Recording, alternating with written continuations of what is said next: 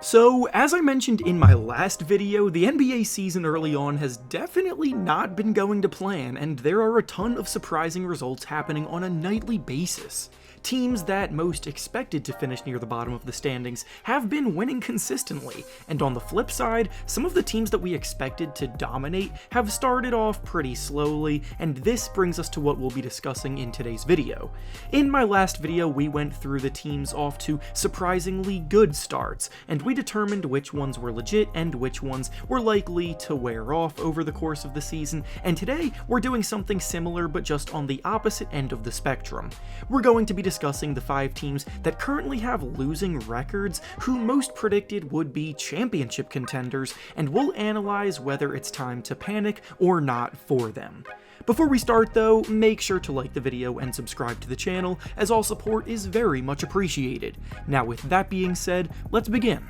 The first disappointing team we'll be discussing today is the Miami Heat, and unfortunately they do land in the panic category. The Miami Heat were the 1 seed in the East last season, and after being 1 shot away from an NBA Finals berth, they got too complacent this offseason, and a slight drop-off was definitely something that was potentially in the cards. A lot of contending teams made aggressive moves this offseason to try to improve their rosters around them, and all the Heat did was pay Tyler Hero a near-max contract extension, and they re-signed Victor Oladipo while allowing PJ Tucker to leave in free agency, so essentially they're running it back with the same team minus 1 starter. Now, the core that the Heat have right now are definitely good enough to solidify a playoff spot, so in that regard I'm not panicking about them because I still firmly believe that they will make the playoffs this season. The reason why they fall into the panic category for this video though is because their goal is to win a championship,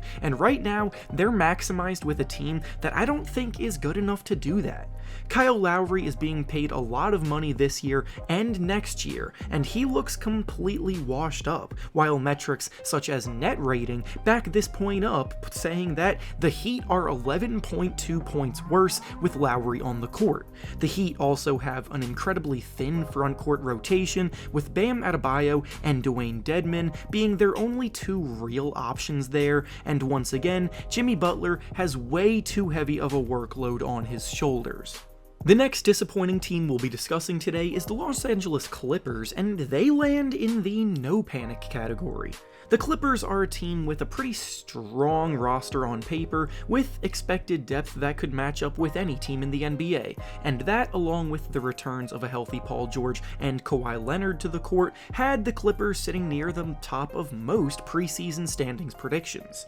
Through 8 games, the Clippers have a .500 record, with 4 wins and 4 losses, but their schedule has been pretty easy, and with back-to-back wins against the lowly Houston Rockets, that has gotten them back on track a little bit after a 2-4 start that included back-to-back losses against the Oklahoma City Thunder. I was honestly back and forth about which category to put this team in for the video today because there are reasons to panic early on, with the biggest being the fact that Kawhi Leonard may not actually be healthy like originally expected. However, the reason why I still feel confident in them figuring things out is because they have actually been dominating the defensive end of the floor so far this season, ranked as the 4th best defense in the league right now, and their struggles have actually been on the offensive end surprisingly enough. The Clippers quite simply have too much firepower offensively to be this bad over the course of a full 82-game season. Paul George will eventually get going like he always does,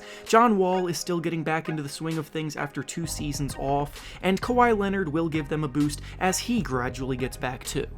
The next team off to a wildly disappointing start is the Brooklyn Nets, and they definitely fall into the panic category. I don't even really know where to begin with the Nets because they're a full-blown soap opera filled with issues to address, but I'll stick to the basketball talk only because everything else going on with them is pretty tiring at this point. The Nets have a record of just 2 wins and 6 losses right now, sitting in the bottom 3 of the East, and after a train wreck of a season last year, they seem to be sinking even further now. Ben Simmons' return to the court was supposed to plug some of their holes, but he has played as poorly as he ever has at any point in his career, looking like a shell of his former self, and his back issues are still there, which makes things even more worrisome.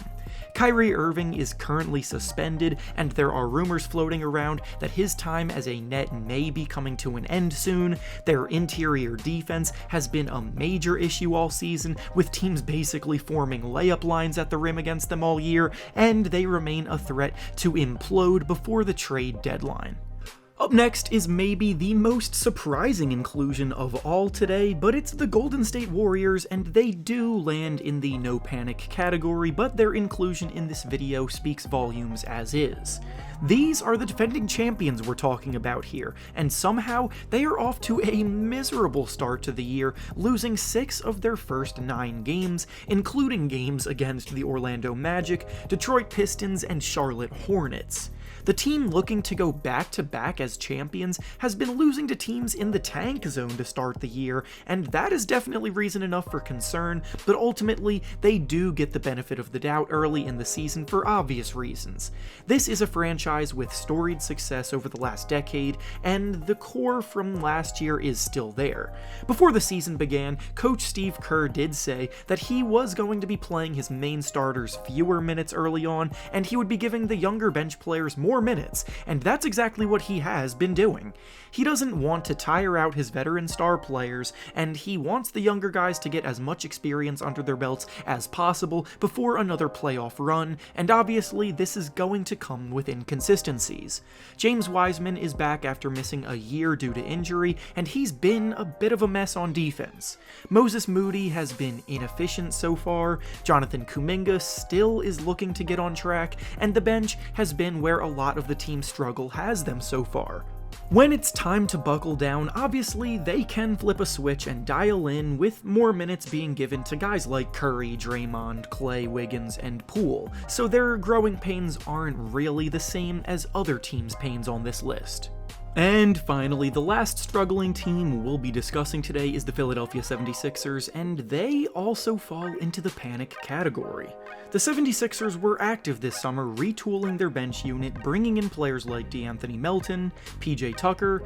Daniel House, and Montrezl Harrell, and that, combined with a healthier James Harden, was supposed to have them ready to soar this season. Well, the 76ers have lost 5 of their first 9 games this year, including a loss to the San Antonio Spurs that really gave them a wake-up call, and not all has been going to plan.